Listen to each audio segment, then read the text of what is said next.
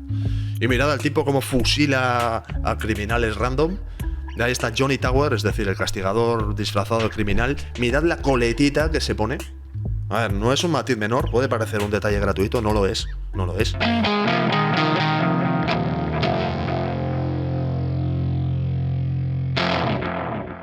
Hola a todos, ¿qué tal estáis? Bienvenidos a una nueva y ultraviolenta entrega de cómics, mentiras y cintas de vídeo, en la cual vamos a estar un rato ojeando un cómic y comentando algunas particularidades de este personaje que estáis viendo en pantalla, ese hombre de la calavera en el pecho que suele tener gusto por las armas de gran calibre, con las cuales pues castiga a los, según él, culpables, y suele estar con estas caras de mal humor y de no haber desayunado por la mañana. Le falta un café, claramente. Y este personaje, este gran personaje, no es otro que el Castigador, tal y como le conocemos en España, aunque yo prefiero conocerle con su nombre original, que es The Punisher. La colección concretamente que vamos a estar ojeando hoy se llama El Castigador Zona de Guerra, Punisher War Zone, originalmente en Estados Unidos. Yo prefiero Punisher War Zone, particularmente preferiría que se hubiese llamado así el tomo, pero bueno. Escrita por Chuck Dixon, ya hablaremos de Chuck Dixon un poco más adelante, y dibujada, en este caso sobre todo dibujada por John Romita Jr., un clásico de Marvel que sigue en activo, una carrera larguísima, que aquí estaba enorme. Aquí estaba en un momento de forma gigantesco, había redefinido su estilo para hacerlo mucho más cuadrado, mucho más enérgico, personajes súper contundentes, fuertes, muy agresivos. Hablamos de un noventismo total. Este tomo no, pero bueno, esta colección originalmente se publica en 1992 en Estados Unidos, es decir, en plena explosión del tema de Image Comics, de los cómics de testosterona, de acción rápida, de colores, de venganzas. Vamos, era un clima perfecto para este personaje, ¿no? Y aquí pues tenemos estos dibujados de John Romita, en la cual ya vemos estos personajes vengativos y agresivos. Ya nos vamos haciendo a la idea del perfil de historia que nos vamos a encontrar. Armas, disparos, no va a faltar de nada. Pero antes de nada, amigos, ahora sí, para poder disfrutar de este personaje, de esta historia, necesitamos un poco de contexto. Así que muy rápidamente podemos decir que The Punisher, el Castigador, es un personaje que debuta en 1974 como un antagonista de Spider-Man en la colección del Hombre Araña. Debuta en una colección, ya sabéis que es de un personaje muy colorido. Spider-Man siempre ha sido un personaje así como que encarna valores positivos, ¿no? Es un tío que siempre tiene buenas palabras en la boca, siempre tiene buenas intenciones, no es vengativo, no es violento. Encarna ese tipo de americano medio con buena voluntad y con capacidad para persistir, ¿no? En cambio, el Castigador debuta como un personaje bastante controvertido, porque claro, vuelvo a repetir, estamos en 1974 y el Castigador pues resulta que es un veterano de Vietnam, la guerra de Vietnam, que había terminado casi literalmente 2 días antes de que debutase el personaje, que volvía con un síndrome de estrés postraumático bestial, unas ansias de venganza espectacular, en un tipo que venía devastado por sus experiencias en la guerra y sobre todo por haber perdido su familia a manos de la mafia. Entonces nos encontramos con una especie de exmilitar traumatizado que quiere vengarse de los asesinatos de sus familiares y sus seres queridos, y empieza una especie de guerra sucia, ¿no?, contra la mafia. Es un tipo duro, un tipo duro de los 70 puro y duro. Entonces ahí, claro, encaja en un contexto que desde el punto de vista de 2022 resulta un poco chocante. Porque claro, los 70 fueron los 70. ¿Qué sucede en 1974, que es cuando debuta el Castigador? Pues que se estrena una película llamada Death Wish y protagonizada por Charles Bronson. Efectivamente, estamos hablando de la época dorada de esa especie de ejecutor, de vigilante urbano. Los años 70, tanto en el cine como en cualquier otro medio, en el cómic también, tuvimos mucho cómic underground y demás, se enfocó mucho en ese rollo urbano, de suciedad urbana, de historias así como medio western, medio género negro, disparos, ya el tema de las drogas en las calles, la prostitución. Las ciudades empezaban a reflejar más o menos como en la película Taxi Driver, para que os hagáis un poco la idea. Y en ese contexto floreció una figura que en el cine, por ejemplo, la vimos mucho con personajes actuados por Clint Eastwood, por ejemplo, o el propio Charles Bronson, que era gente de la calle que salía a enfrentarse a la chusma, básicamente. Y era todo, pues eso, muy urbano, muy violento, muy militarista y muy duro. Aquí es donde la cosa se complica. De aquí en adelante, digamos que el Castigador se convirtió en un personaje secundario muy exitoso. Porque claro, resulta que es difícil trazar la línea, ¿no? Entre dónde empieza el bien y dónde empieza el mal. Además, cada persona tiene sus perspectivas políticas. Ese concepto de tomarte la guerra por tu cuenta, toma un arma y sal a la calle a enfrentarte a los malos, pues hay gente que le suena muy bien y hay gente pues a la que le suena muy mal. Estoy siendo muy políticamente correcto, ¿eh? Total, ¿qué sucedió? Que el personaje a lo largo de los 70, a medida que fue pasando el tiempo, fue ganando en popularidad. Y cuando llega a finales de los 70, la gente ya prácticamente le está considerando un héroe más de Marvel. Pasó de ser un antagonista vengativo y demás a ser prácticamente un personaje que estaba demandando una colección propia. De hecho, tengo por aquí un Daredevil. Un segundo. Ahí está, tengo por aquí un Daredevil en el cual, este debe ser de principios, muy principios de los 80, porque es de las primeras historias que dibujó Frank Miller, de su primera época, en la cual ya salía el Castigador. Y esta es una historia, esta después está recopilada como todo, se llama Juego de Niños, Child's Play, originalmente en Estados Unidos.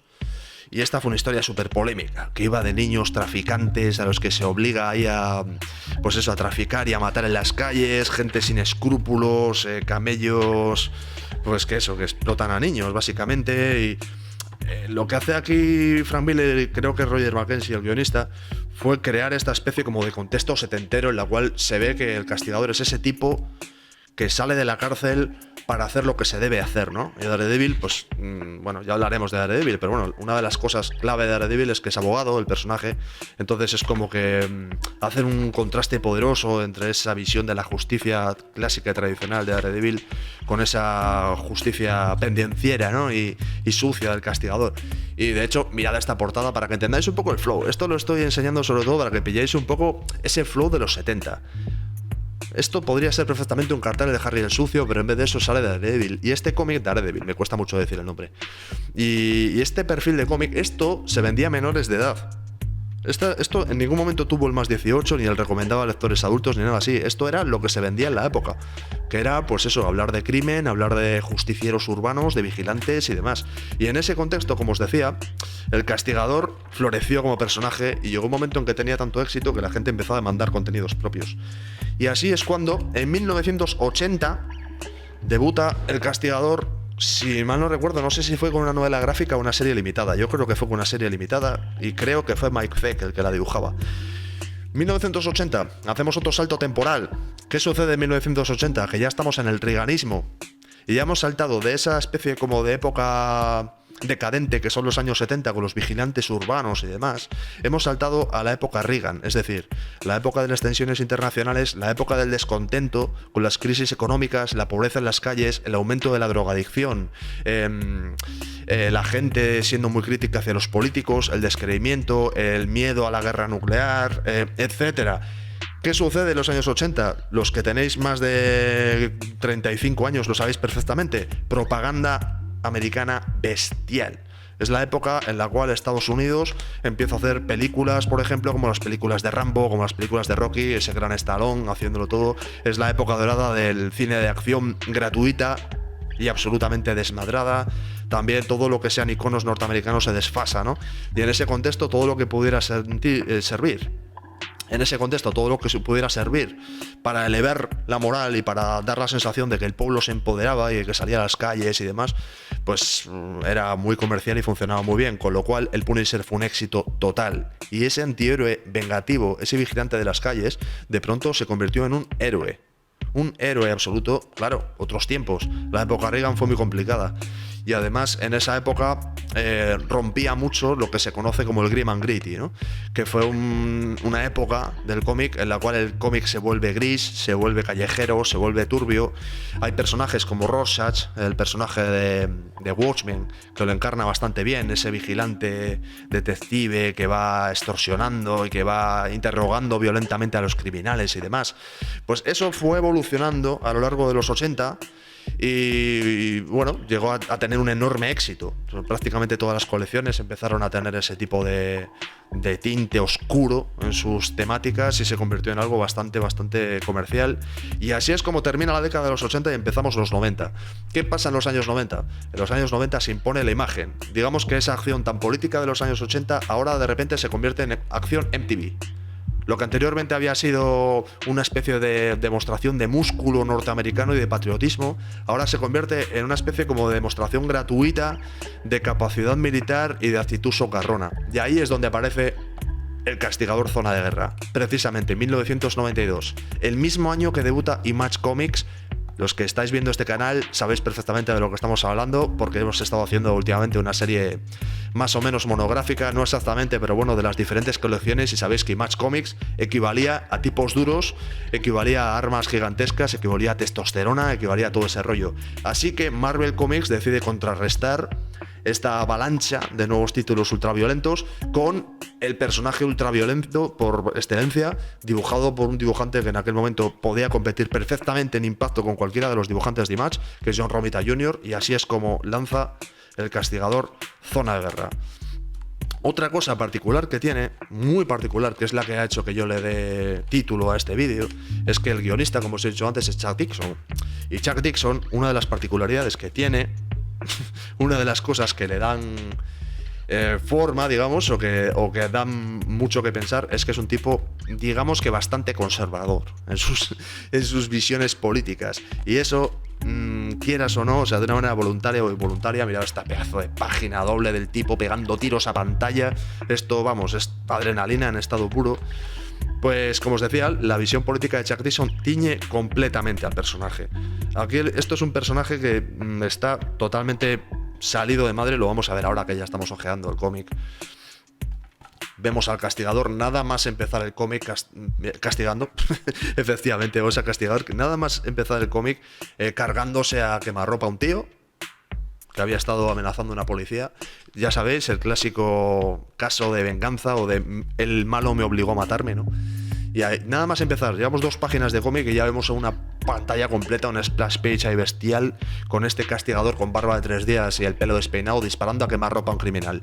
Para que sepas de qué va a ir el tema. Y lo que se ve es lo siguiente, pues es una policía que le dice: eso que acabas de hacer es un crimen, te voy a matar. O bueno, detente, te voy a matar, no, le dice: detente, estás arrestado. Y el castigador dice: venga ya, hombre. Y se pira, y se marcha. Y se ve claramente pues que no, que los policías pues que saben que en el fondo este tipo que está dispuesto a salir a las calles y a cargarse a todo Dios con sus armas, está haciendo el bien. Esto es para que sepáis un poco de qué va este cómic, ¿eh? Y bueno, seguimos describiendo para que sigáis haciendo una pequeña idea de lo que estamos hablando.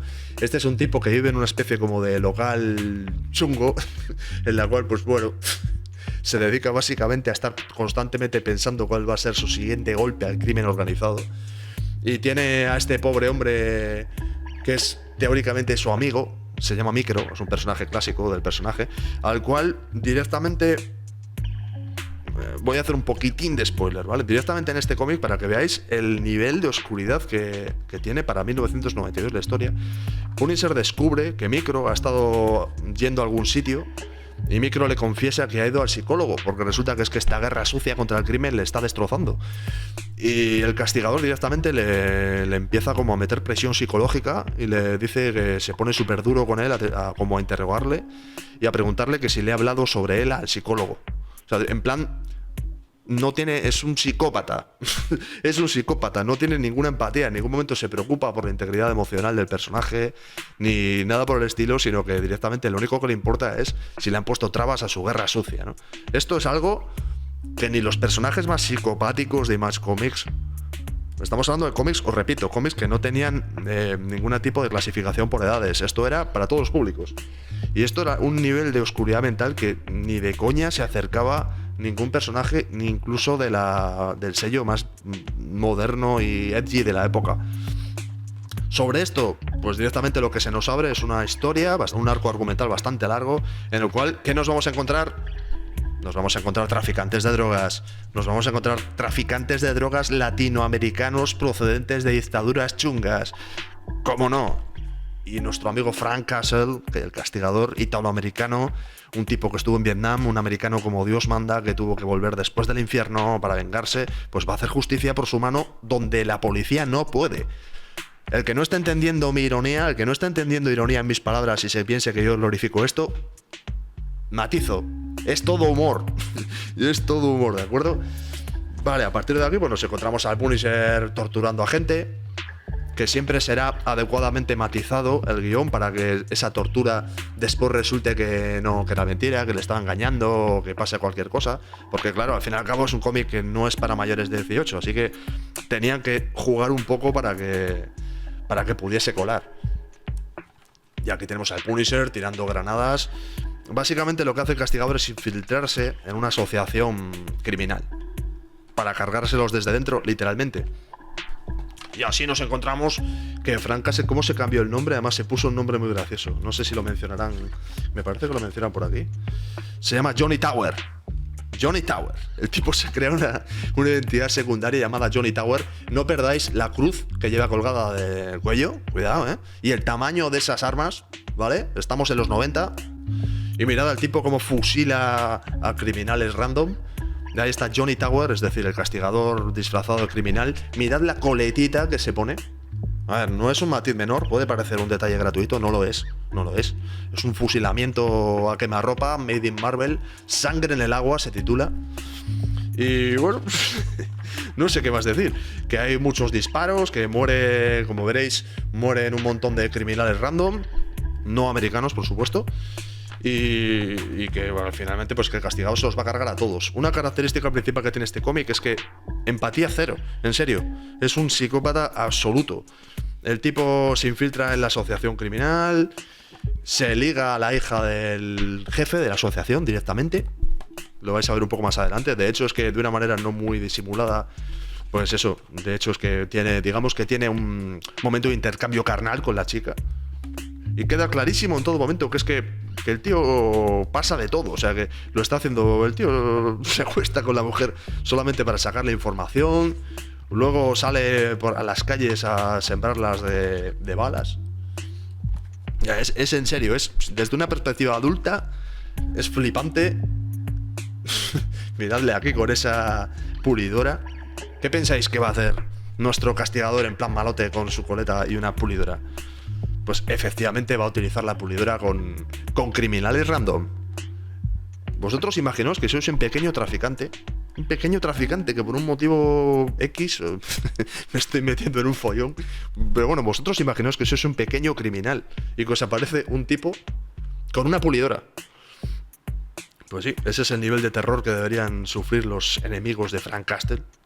Frank Castle, el castigador. Esta es la famosa escena que os decía, escena romántica en la cual el castigador pues básicamente seduce y se acuesta con la hija de un jefe, de un capo de la mafia, para ganarse su confianza, fundamentalmente para ganarse su confianza. O sea, no tiene ningún tipo de escrúpulo, es como el antihéroe llevado al nivel más extremo posible.